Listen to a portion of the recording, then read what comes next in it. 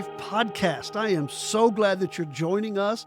We have an amazing guest with us. Not really a guest to me, maybe a guest to you. Some of you probably already know Luc Herlitz and his wife Tia and his 3 boys. And yeah, we're glad to have him. Before we get there, I just want to take a moment and talk about the Cultivated Life and what we do, why we do it. Sharon and I just have a real heart to raise up a generation that knows God. And so you can find out more about us, our books, our podcast, what we do, why we do it at thecultivatedlifeministries.com, thecultivatedlifeministries.com. We'll drop a link in below if you'd want to go there, order any books. You can click on a book. It'll give you a little synopsis of the book and then also take you to Amazon where you can purchase that. We have a lot of material that's discipleship oriented because that's really our heart. Well, thank you guys for joining us. This is the perfect time to come on, Luc, help me with this now. What do we do with this? We share, we subscribe. Subscribe. Like, subscribe. All the good buttons, as you say. Now, what about leaving reviews? How does that work? Absolutely. We're on, I'm behind the scenes. See, Luc is usually on the other side of the camera, and he's the one that edits and makes us look really good. I do my best. I'm not have to listen to my voice for a few hours now while I edit this. Yes. It's going to be rough. Yeah. But yeah, if you're on iTunes, you want to share, give it 5 stars. Spotify, there's ways to share and comment on Spotify. So if you're an audio listener, Spotify and podcast, or in Apple Podcasts, or where to go. Okay. Facebook, share it. And then, of course, YouTube. Share, like. Can you leave a review on YouTube? Or just comments? Just comments. But comments are good because engagement is good for the algorithm. Yes. Algorithm loves a good comment. Oh, Lord, help us with the holy algorithms. That's right. So anywhere you can leave a review, that does help us. Absolutely. If you can drop us 5 stars, not 4, not 3, not 2, not 1. 5. We want the full 5. That's right.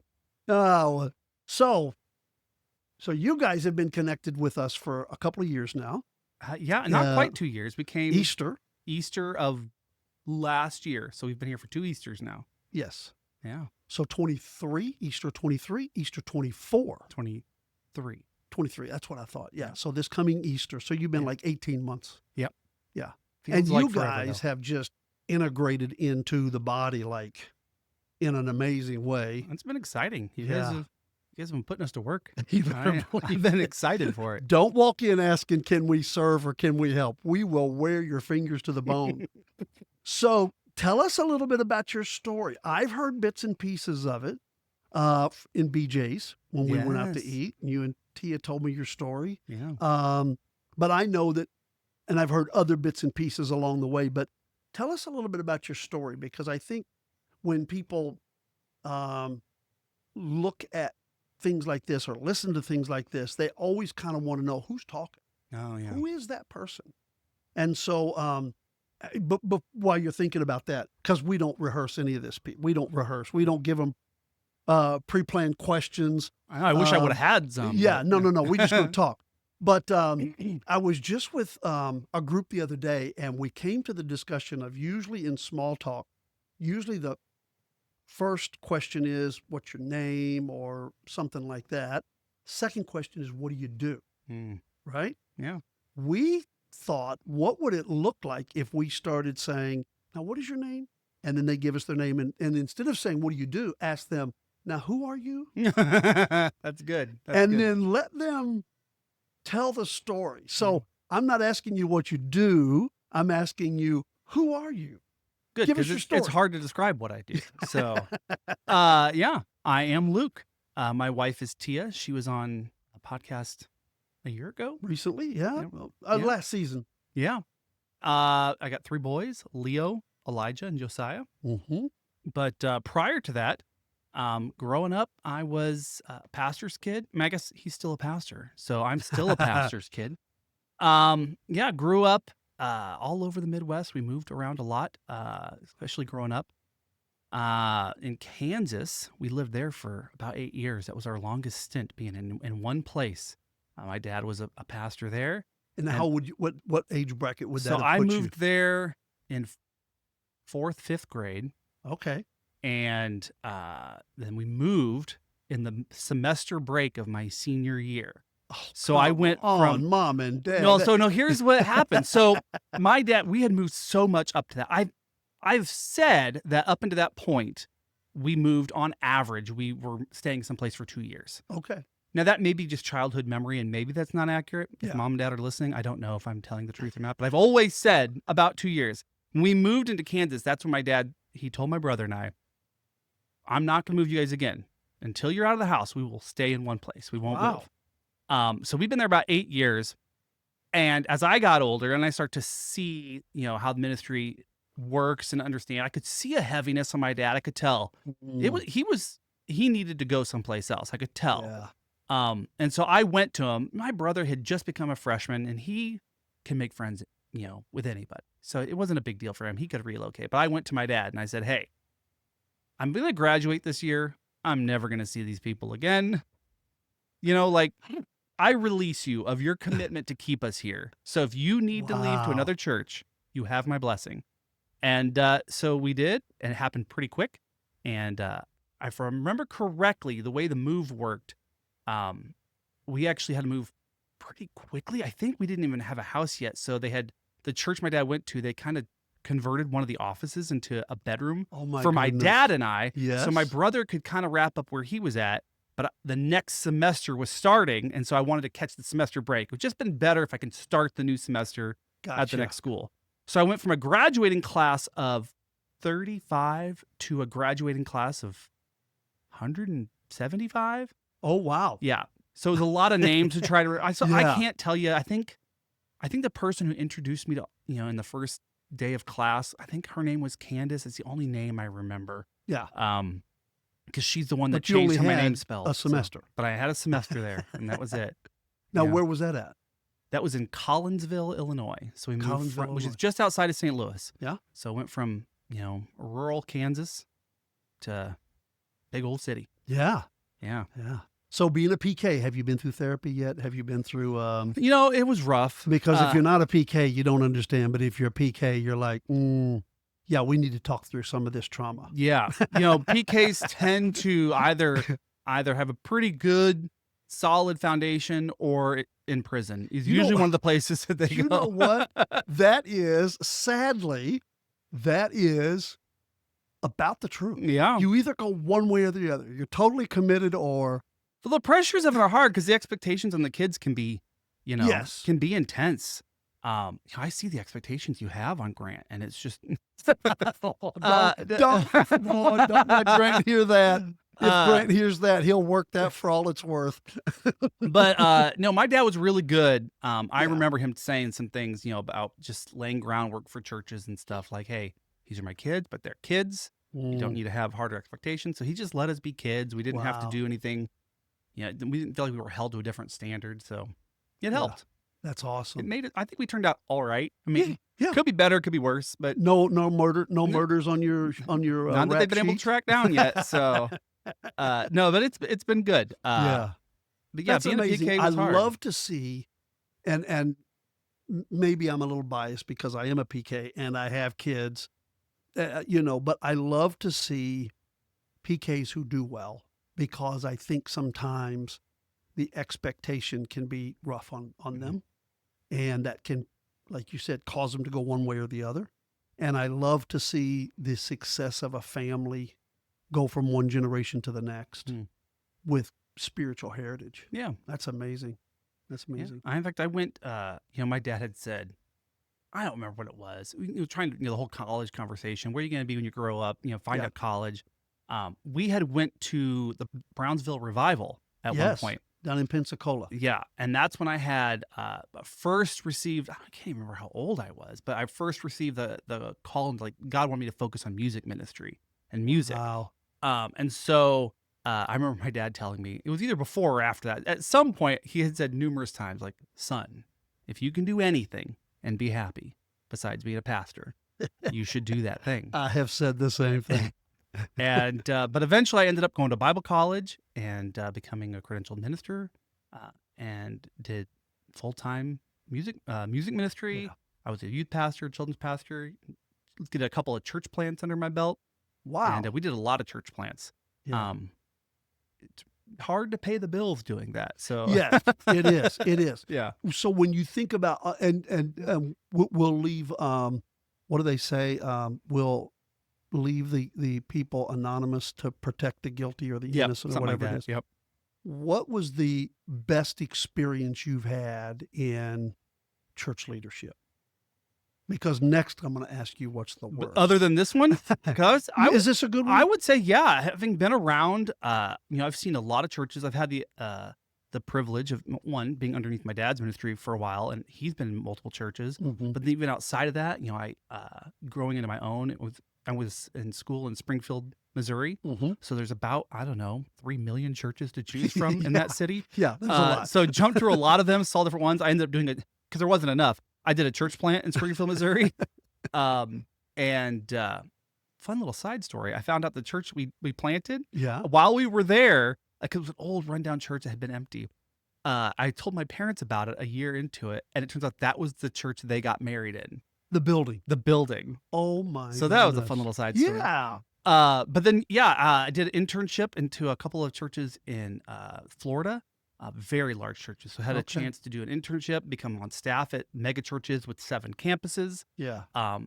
then going into church plants Yeah. that met in school auditoriums. So in all of that, I've seen a lot and how leadership happens. But I think T and I would both agree that where we've been, Wow. healthy leadership, this is the place to be. We love Life Chapel. We're blessed to have you guys.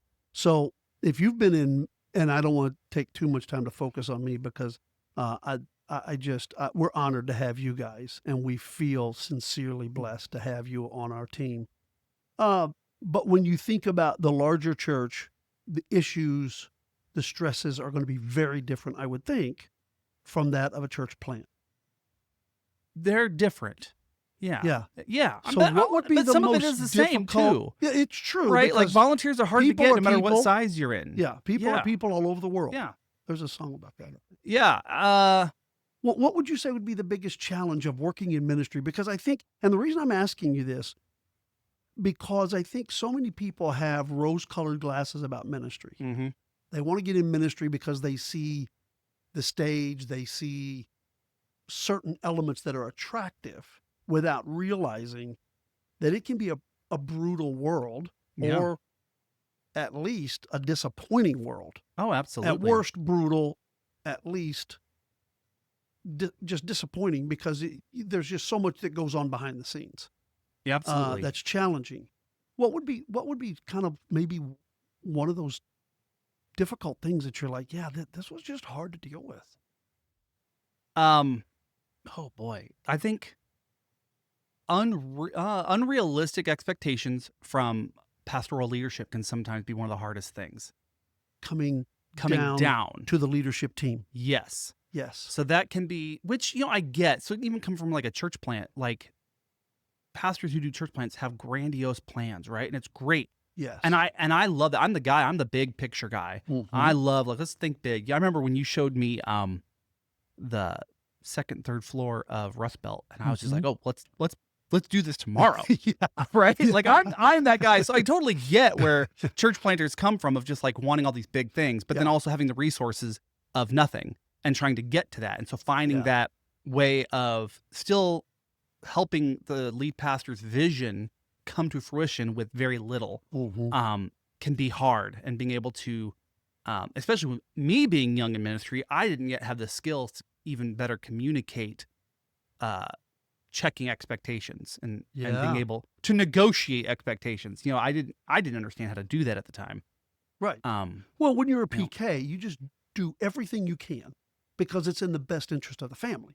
that and And I'm free labor. My dad can tell me to do those things. Like I didn't Well, have a choice, right? I say, if I would have known how much free labor I got from my boys, I'd have had more kids. That exactly. Yeah. I don't know that they need to know that, but Mm. but seriously, I have seen that as well, Mhm. where you join a team, or I've watched people join a team, and the expectation is I'm gonna be doing this little job, Mhm. and then before long, that little job turns into a big job, and that 20 hours turns into 60 hours, and that And when you're one in a night a small week church away plant, from home yeah, becomes you 6 nights have a to week. grow this, and Yeah. then there's new things coming on. And the Yeah. rate at which new features can get added, I'm going to talk from software terms because that's where I'm in now, but as new features get added, you don't have more people to do those things. Right. And so in a church plant, it's just, very few people have to do a lot of things. Yeah. And getting more people on board is very challenging. Yeah. I think successful church plants are able to help onboard new people quickly and just, like, bring them in a healthy way. And some of the Yes. church plants I've seen that have stayed in a church plant mentality for way too long are the ones that once they've got their people, it's hard to get new people in to take on new things. Yes. And so the church can't grow because they haven't given responsibility to people who are showing up. Yeah. So that's hard on that church plant stage. Like, getting a church plant out of the church plant phase is challenging. Yeah. And then once they do, you can grow pretty quickly, I've seen. And Yeah. then the struggles can really start to creep up then is like, the people who were there for the church plant are like, well, this isn't my church anymore. It's like, well, Yeah. it grew up. Who's all these It's new people? it's a that keep showing teenager up? now, right? Nobody loves living with a teenager, but you gotta endure because it You gets don't better know. on the other You've only side. got 2 of them. It gets better on the other side, I'm told, right? But then in the large, mega churches, what I call it, Yeah. the other side from that is, they've already got a way of doing things. There's lots of processes you can fall back on, which is super helpful. It's a little bit easier to find volunteers. People want to get involved on one hand, but in other ministries, it's much harder because the bigger of a church you are, the easier it is to find volunteers in the more flashy parts of ministry. Yeah. But it's still harder to find volunteers in the emptying out the trash, doing the yard work, vacuuming, and it's more work. You got more building to take care of, and it's harder to find the people to take care of the building. Yeah. And that's what's a challenge. And the other thing I got to see a struggle with, when I was on staff, I got to watch, the guy I was interning under, he said, I'm not going to teach you a lot about ministry. You won't learn a lot about what to do. You will learn a lot about what not to do. Okay. And that was super helpful. Yeah. Like, there's a lot of right ways to do a thing. Yeah. But if you can see the wrong things and just not do those, Just I love that. And so don't I got do to see that. some things, but it was really hard. Like, I would go check the mail in the mail room, and there'd be these anonymous, like, feedback cards from various members of the congregation criticizing the music that was picked out. Yeah.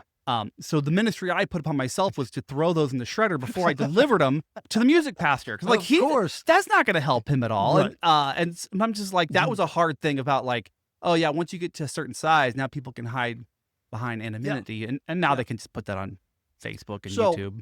So I don't want us to go. I mean, me and you, we could talk about this kind of stuff. This is like inside. What do they call that? Inside baseball or something. Yeah. Kind of like. But everybody can identify with, or most, I should say, can identify with the idea of church hurt. Yeah. Okay, so how did you guys navigate the good, the bad, and the ugly of seeing the front side of church, but also the back side of church, seeing good leadership, bad leadership, and yet you guys show up at Life Chapel a year and a half ago, and you guys just come with such an amazing spirit and attitude. How do you protect yourself against church hurt? Now, I know you mentioned unrealistic expectations, which is key.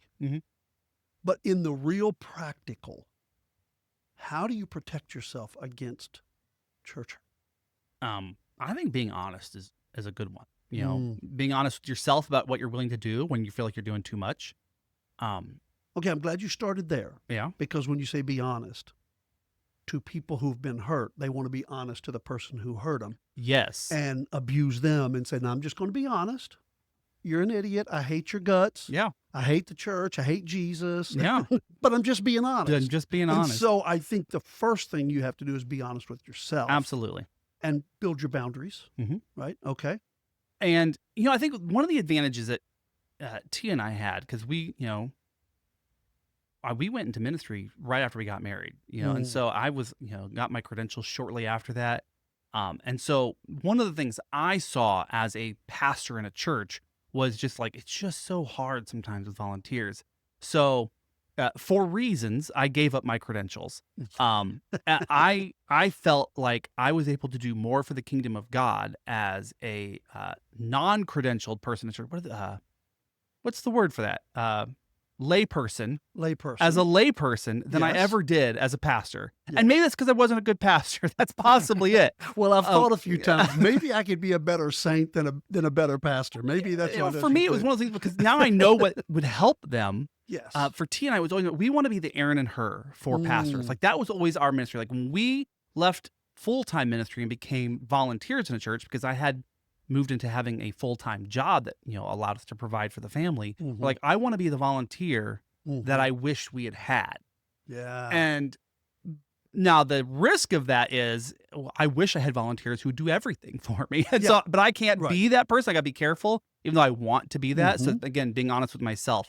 But the way we've kind of protected ourselves is we just have to, we care a lot about our family and where our family's at, finding the right church for our family, which was hard, especially for me. I never had to pick a church. Yeah. Like, I didn't learn, that wasn't a skill that I learned, I went wherever the people voted for us. Like, so whenever I left the house and had to go to college, I'm like, I don't know where to go to church. Can someone have a vote and tell me if this is where I'm supposed to be? And so I didn't know that. Majority on this vote to make sure I go to the right church. Exactly. And so it was just so hard. And my first experience with that being in a college town where there's so many to choose from, it was just like every style, every size. You could go to every church every Sunday or go to one church a Sunday and not hit them all in 3 years. It's insanity. Yeah. And that's just if you pick one denomination. It's crazy. Yeah. And then when I became a pastor, the finding a church was finding a job. So whatever the process was, so then it wasn't me getting necessarily elected in, but getting hired in at a church. Yeah. That's how we figured out what church. We're obviously going to go to the church that I work for. Preferably, I'm sure the pastor was concerned about that absolutely. as well. But what happened when I stopped being a pastor and it wasn't related to where my parents were at, then it was a matter of how do we find a church as a family? When we don't have to relocate, we can stay in this area. That was something that we all had to learn as a family. So we had the kids as part of the conversation. We talked hey, we're going to be looking for a church. We want your feedback, what you like, what you don't like. We didn't give them veto power per se, but we did talk through it. And so they got to be a part of the process.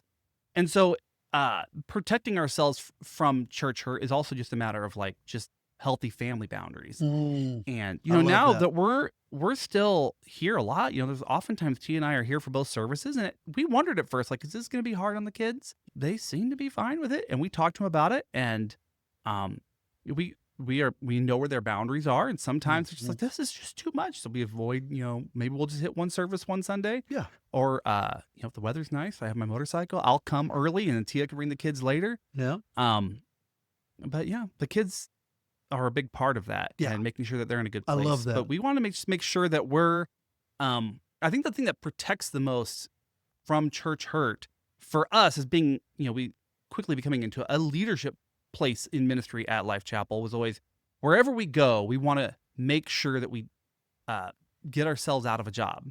We want to make sure that other people can do what we do. Yes. So bringing other people in so that we're not doing it by ourselves is a huge part of that. Because when you start doing something by yourself, it's really easy to get overwhelmed. But we never felt like we were by ourselves here. And Tia, quickly she came in, we found out she owned a camera. Yeah. So it's that's all it takes. Yeah, shoot, you own a camera? You got a job around here. So we just gave her all of our passwords to all of the social media. Yeah, we will need to have a conversation about your guys' security policies. This is not healthy. It's like we've known you 2 weeks. Here's all the passwords to everything, including the bank account. But you're good. We trust you.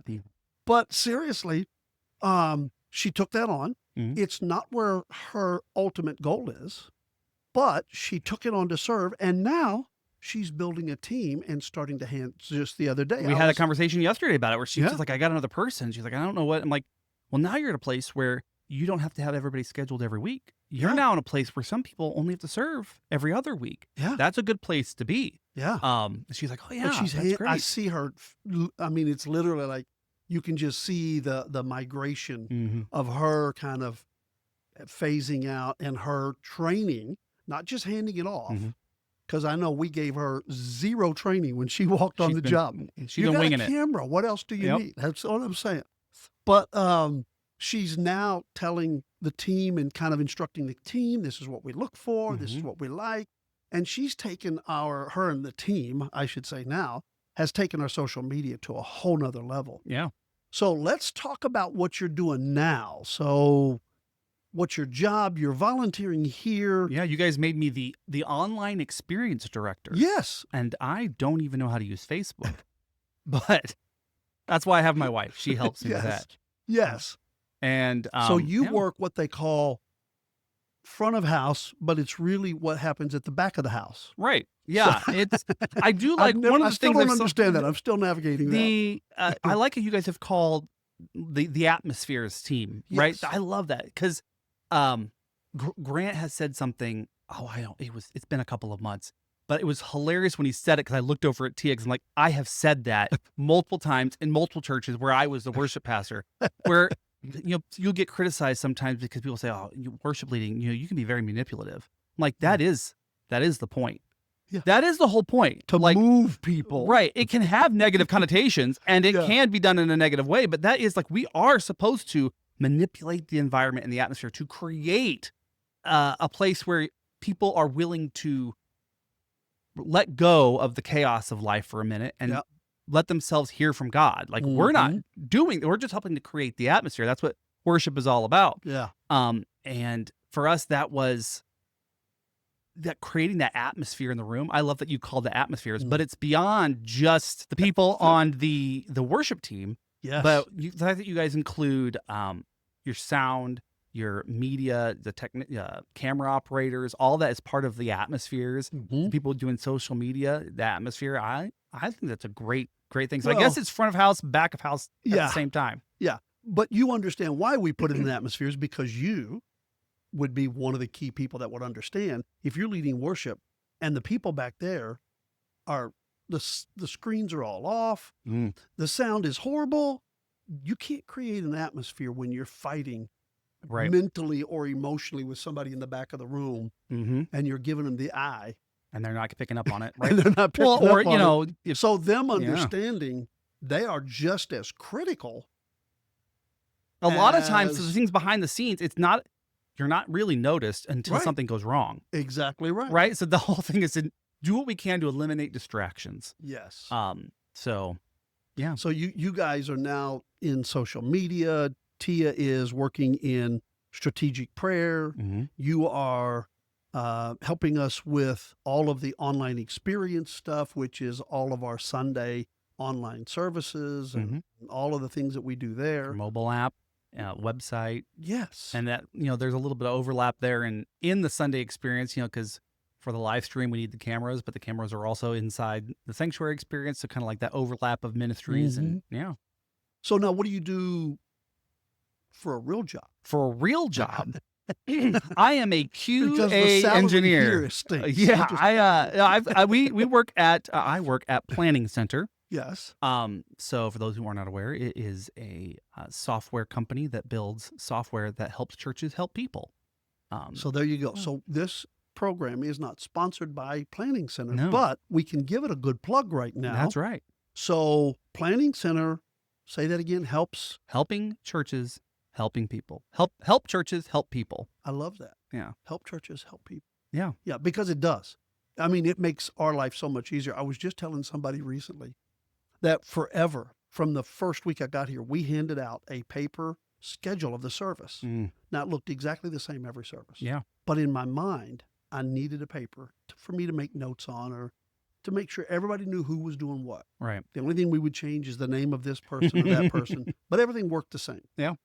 And now that we have Planning Center, it's so much easier because you just open the app and there's all the songs, there's who's doing this, who's doing that. You can see attendance numbers, you can see giving numbers. I mean, the leadership.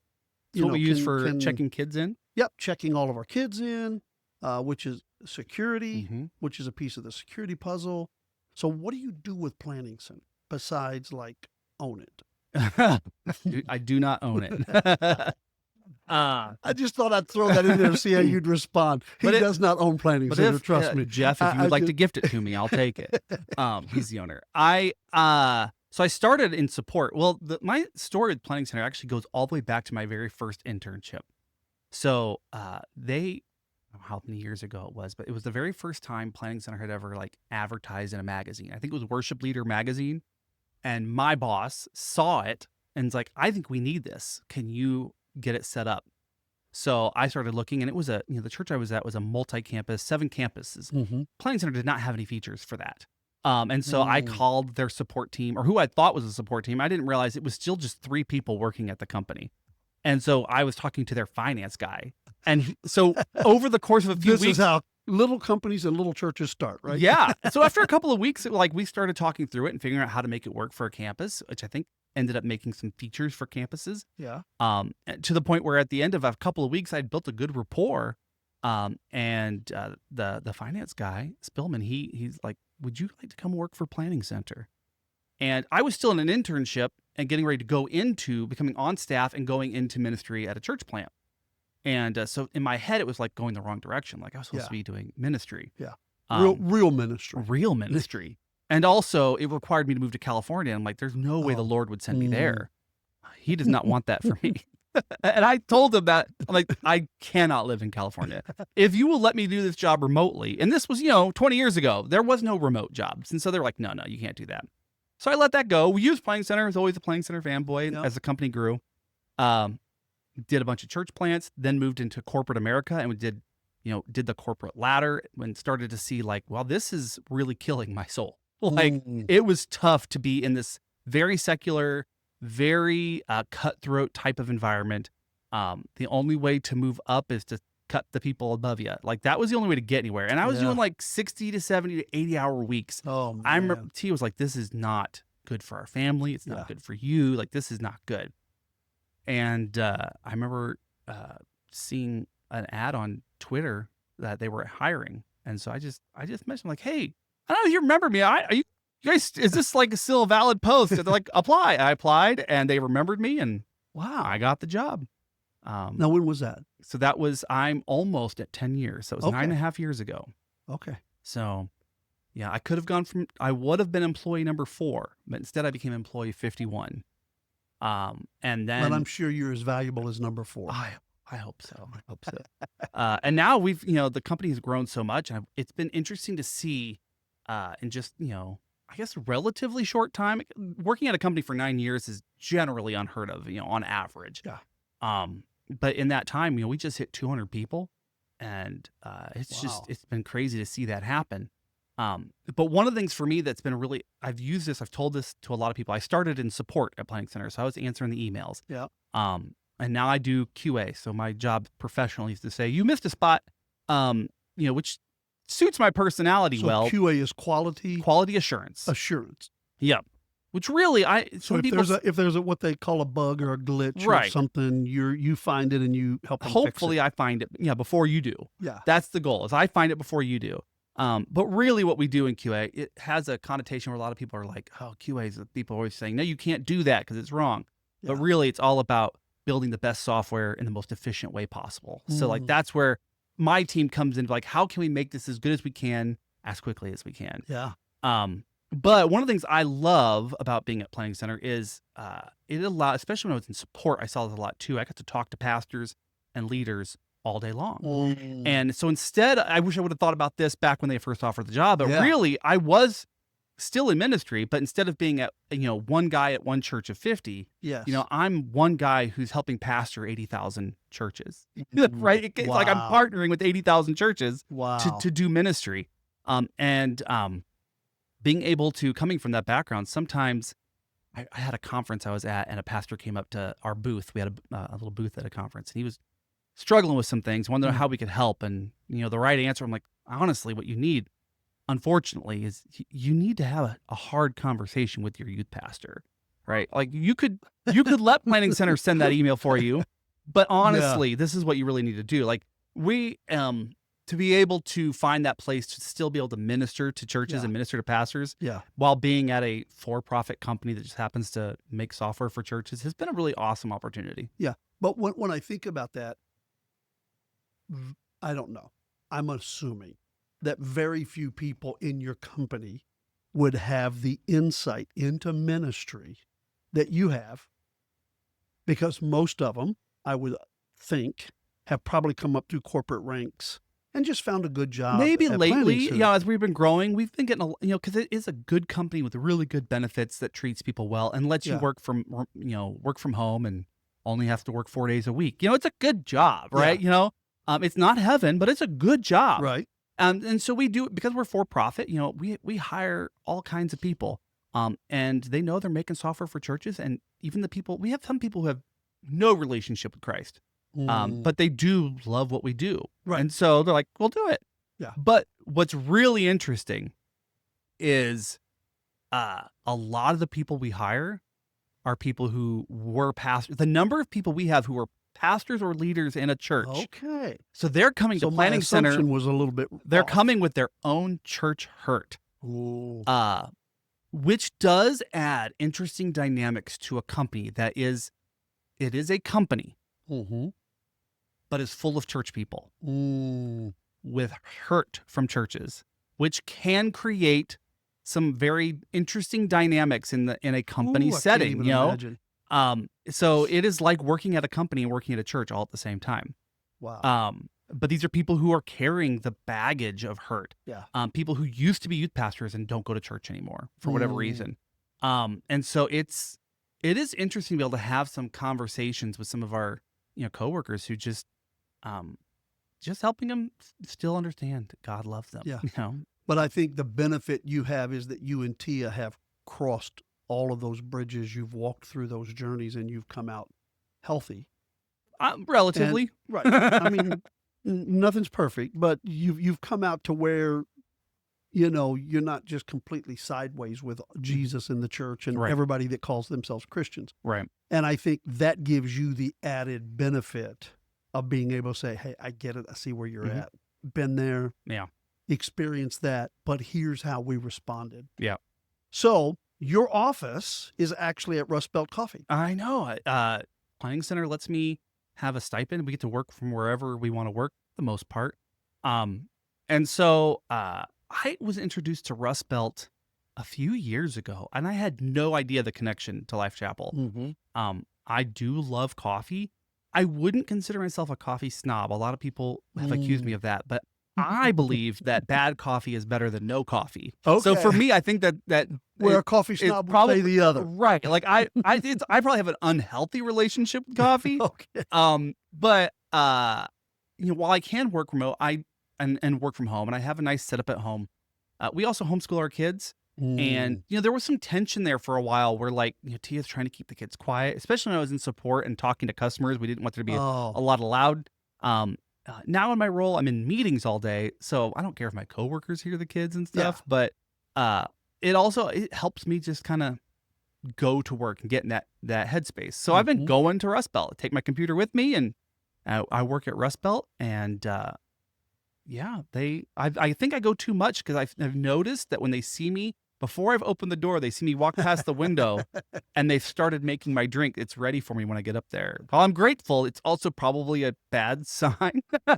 But yeah, been working there now for a year. A while.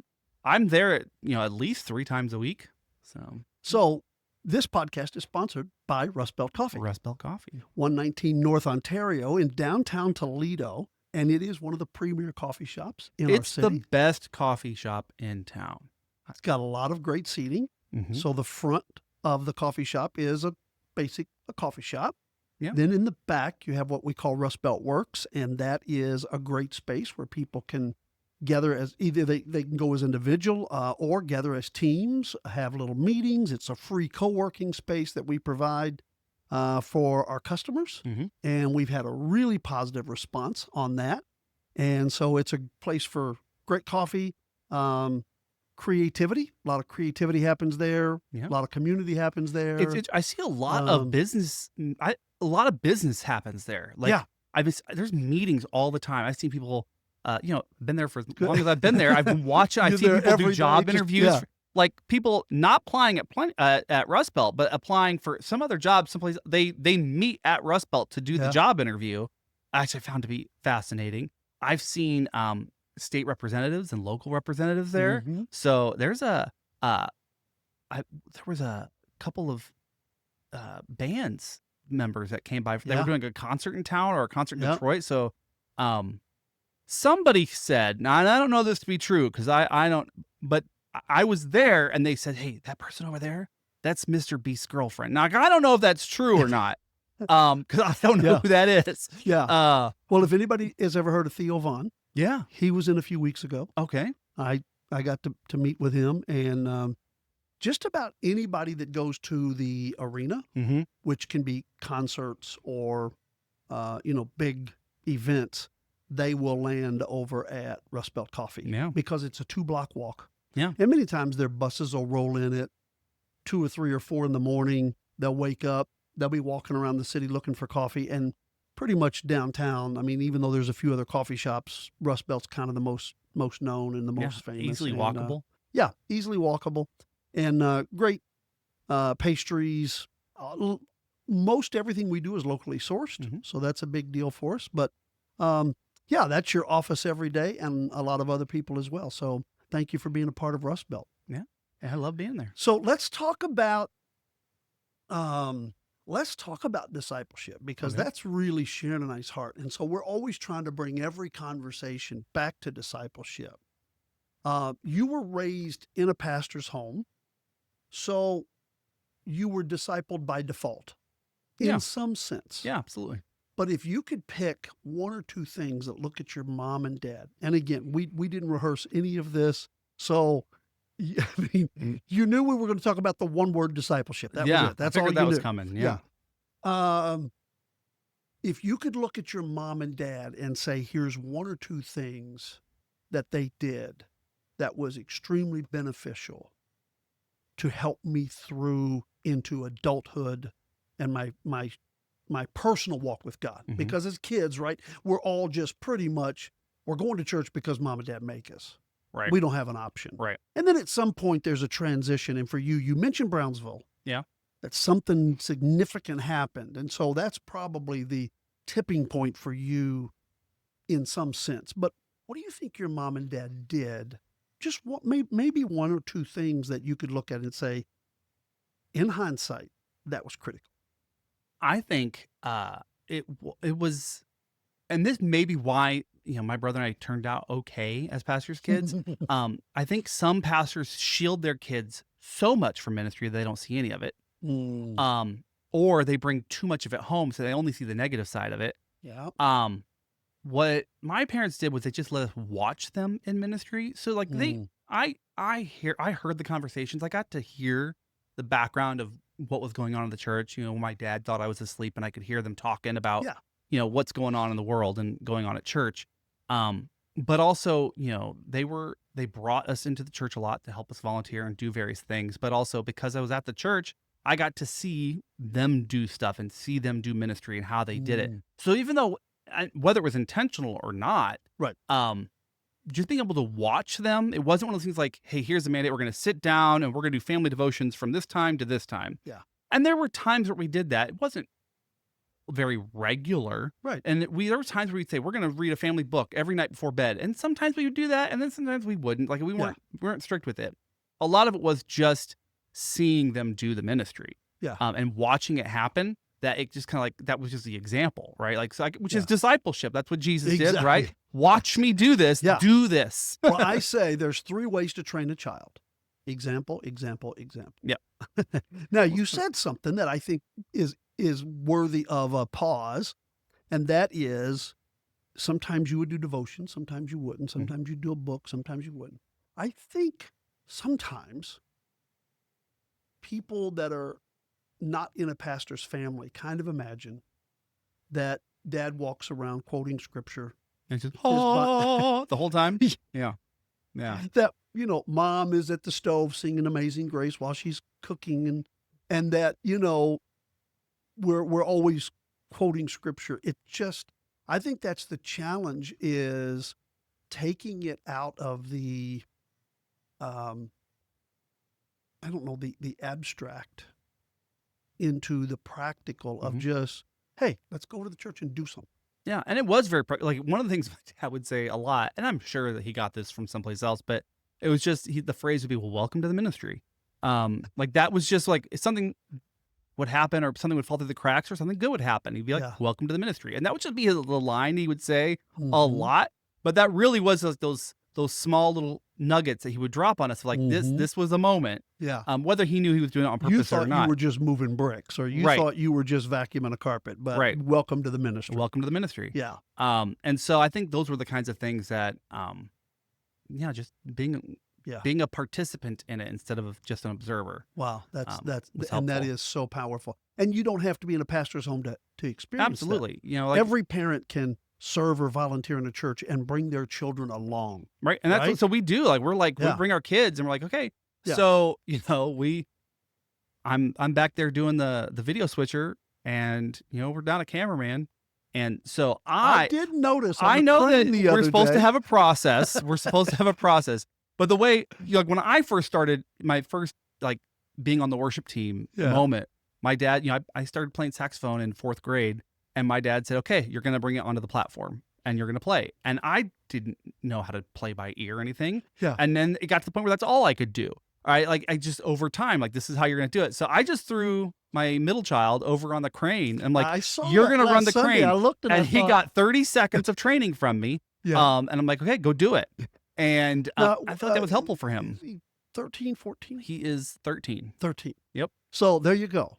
Yeah. And nobody would have known that he hadn't been doing that for months or even years. Yeah. I mean, I it think he did just, great. but you trusted him. You gave him 30 seconds worth of training. Yeah. You certified him. Certified. Yeah, we got some of the camera. And he got to experience, what that was like. And he got to see as part of what that ministry looked like while I'm on the microphone, Yeah. talking to the rest of the camera operators. He got to hear that as well. And so I think that is part of it, like helping the kids, Mm. be a part. There's the Takeover Sunday where the kids all Yeah. are a part of Yeah. it. And that's really, we do that kind of every week with the Yeah. kids. Like, Yeah. where are you going to jump in? You can't just sit here. You got to be a part of it in some way, shape, or form. Yeah. and Well, it's Bobby and Aaron, helpful. who oversee, they work in our children's ministry, Mhm. Kids Chapel. And for years, their kids were a part of their team. Right.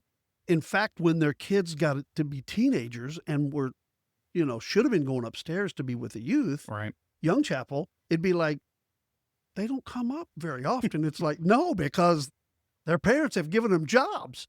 They have their place in ministry. They're 12. They're ready for ministry. Right. That's right. And I think that's So, great. I think we're trying to yes. get them in And that's as the way young as possible. Sharon and I were raised that way too. Yeah. From the time we were young, that's the way we tried to raise our boys. From Yeah. the time they were responsible for various jobs, depending on what the situation is and their personality. But now so your parents just brought you along. You Mhm. were just there doing things. Mhm. When you go to think about transitioning from your parent-led discipleship to your personal-led discipleship, what do you think has been the greatest key for you and Tia in the last 20 years? You've been married about 20 years? 17. 17. So in 17 years of marriage... I got that right, and- Tia. I got it right. I want points. Hey, Tia, take note. Take note. I know that Tia wasn't raised in the church. She had a dramatic, and she shared that on the podcast. In Mhm. fact, we maybe should put a link to that in the Okay. notes. Yeah. And I'm I mean, telling you it was because 2 episodes. you're the one. It was 2 parts. Pastor It was long. Sharon and her talk for 2 hours. And we might do the same thing here. It's just like, but with her story, and for those that are listening or watching, if you missed that, you really should go back and pick that up because it was an amazing testimony. She's got an amazing story. Yeah. What do you think is if you had to look at your personal discipleship, what was a key or two that you could look back and say, in hindsight, after 20 years of leaving home, 17 years of marriage, these are key elements? For me, it's connection and relationship. That has been so. One of my best friends, David. Hello, David. He and I were roommates for a while. He and I did ministry together for a while, and so we, did a lot of discipleship together. Especially when we're, just bouncing things, talking ministry. I think a lot of people still have this idea of like discipleship is this sit down and do a Bible study together. Mhm. But that discipleship is relationship. Do Yes. relationship together. Yes. And so for me, that was, I think, what, in looking back, that has been the thing that has been the most impactful, is when it wasn't just me doing my own devotional time. It's making sure I'm making connection, relationship, which was a struggle, given Yeah. how often moving around as a child, I developed this ability to connect very quickly, very deeply with people, but also rip that Band-Aid off real fast, so that if I moved, those Yes. relationships, because I had to build relationships in the new place. Yeah, you had So to I didn't focus on the new maintain, people. I was really bad at maintaining relationships with people from where I used to live. And most of it was just out of necessity. We lived a Right. lot of places. There's only so much room on your Lego block, right, that you can put people on and connect to. And so for me, that was learning that skill set was the biggest thing of how can I maintain these relationships once Mhm. we're not, like David and I went from living in the same apartment together to, getting married, having separate lives, living across the country from each other, and trying to maintain that discipleship relationship and be Yeah. able to speak about, truth in ministry and Mhm. not just shooting the breeze and talking baseball. Yeah. So finding people that I can do that with. I was a youth pastor. I had one of the pastor's kids was in my youth group. And then now, later he then became a youth pastor where my kid was in his youth group. No way. And now, he's out in ministry Yeah. elsewhere, and he and I still maintain, it's a very interesting Dynamic. Yeah. And in fact, Tina and I have talked about it because when we were in one of our first church plant ministries, there was a couple that we spent every week with. After church on Sunday night, we would pack up Leo, bring the pack and play because he was just a little baby, Mhm. and we would go to their house and we would play Mario Kart Wii all night long with an old couple. I don't remember how old they were, but Yes. for us as a young couple in our 20s, In your 20s. and they had, I don't know how old they were, 50 or 60, but for us, it was like there was a huge age gap, and we Yeah. would spend hours playing video games with these people. That's awesome. And now seeing the switch where like some of my closest relationships are with people who are in their 20s, and I'm not. Okay, we'll leave it right there. And so, a kid who was in my youth group who is now a man, and he and I are having those good conversations with Yeah. and discipleship conversations. I'm somebody he can come to. I can go to him. Coworkers that I've been able to build relationship with people who we may not see eye to eye on everything, but just be able to have relationship and discuss. And that has been one of the biggest things in my adulthood that I maybe struggled with learning earlier than most, just because I just didn't have that background growing up. And now I've learned that skill set of like how to maintain these relationships. That is so good. Relationships, all discipleship, I think, is built on relationships. All discipleship. You cannot disciple yourself by yourself. Yeah. Iron sharpens iron, Mhm. right? Yeah. The only way I know I have the fruit of the Spirit is if somebody's on my last nerve and the fruit of the patience comes up in my life. But if I'm never with anybody else, I don't need patience. Right. I don't need I don't need love. I don't need joy. I just do my own thing. Yeah. Right. It's when you get in relationship that Yes. those things get challenged and either sharpened or lost. Or broken. Right. And that, so for me, I've, the iron sharpens iron. It's a thing people throw out, but especially for those who know me, like I remember this came up when I interviewed for the job at Planning Center, the time I actually got the job. And I had put it in my cover letter that I look to create conflict, which was an odd thing to say if you want to get hired someplace. And there was a lot of that, but I use it like iron sharpens iron, right? And but when that happens, there are sparks. Yes. And if we're going to grow, there needs to be no one who's very comfortable and, you've got your spot on the couch and you're just comfortable. You're not going to be motivated to change. But, when you're uncomfortable, all of a sudden you move and you shift and all of a sudden you find a new position, right? Like, yeah. and so, That's good. I've learned now as I've gotten older, how to do that in a more healthy way and not just being iron that likes to sharpen iron for the sake of just being a fire starter. But Because I was going to say, because there is there's some two fun in that. I ways. do find that to be fun. it creates sparks, but it can also create a fire. Yeah, and the fire is pretty. But yeah, I try to learn how to do that in a healthy way. Don't always get it right, but I think that is the thing of finding people that you can safely do that with and create Mm, sparks. I think that is ultimately what can help good discipleship. yeah, Yeah. yeah. I love that. I love that. As we wrap this up, what thoughts would you like if you could just put a bow on everything you've talked about? Mm. Um, Thinking about where you came from, thinking about where you are now, thinking about the power of discipleship, whether it's parental discipleship or personal discipleship. What would be the one or two things that you just say, let me just wrap all this up by saying, It's participatory. I Um, love that word. and that is the part that in everything from growing up and participating in ministry with my parents, trying Mm-hmm. to, in the church plants I've seen in the large churches, it always looks different. Whether it's a one-on-one discipleship relationship, it only works if it's everybody's participating. Um, So true. and sometimes I've seen the people who are struggling the most in their Jesus walk and their church experience. Um, it's a lot of times it's because someone's not participating. Mm. Sometimes it's the church, and that's a Yeah. shame. Yeah. But sometimes it's you. You weren't participating, and so you're the Yeah. problem. Yeah. And so while there are, here at Life Chapel, right, we have all the connect classes. There's ways to get Yep. connected. No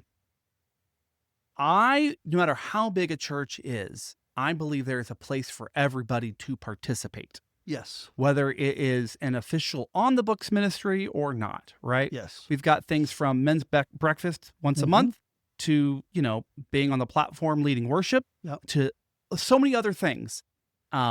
Ultimately, I feel like it's participatory. Like, if you want to have a relationship with God, family, friends, discipleship, church, participatory. I love that. You got to be a part of it. You said something that I just want to take you back to. Differentiated between a Jesus walk and a church experience. Oh, that's gold right there. I think that's a great just way came to wrap out. this up. I know, but I love that language because people get those two. Either I want to say coagulates, but it morphs together. Jesus is the church, Right. and the church is the people that are healthy, unhealthy, winning, losing, struggling, surviving, thriving. You got all this stuff going on. But Jesus, if you get your walk with Jesus and then you have an experience at church and you differentiate between that, I think there's something so powerful. But you have to participate in both of You those. have to, and it's different in both, Very right? And I different. think that some people, they blur those lines. I had this conversation at work today. We were talking about a feature. We're building a planning center, and our features impact churches. Of course.